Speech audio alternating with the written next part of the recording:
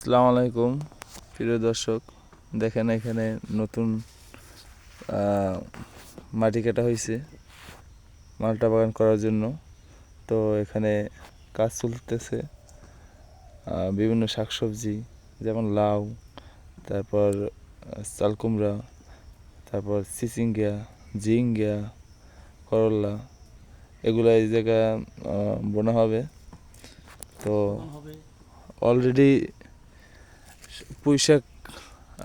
পুঁইশাকের বীজ ফালানো হয়েছে, তারপর ডাঁটা শাক কাটা ডাঁটা।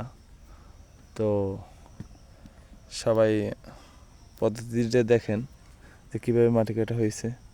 আমাদের দক্ষিণ অঞ্চলে অবশ্য উঁচু মাটি না, এই কারণে নিচু মাটির জমি হওয়ার কারণে এরকম খালের মতো কাটতে তারপর মাটি উঠেই এক জায়গা স্তূপ করে তারপর গাছ লাগানো লাগে।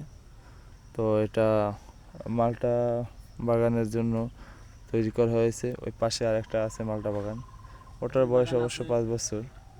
তো সবাই দোয়া করবেন। আসসালামু আলাইকুম।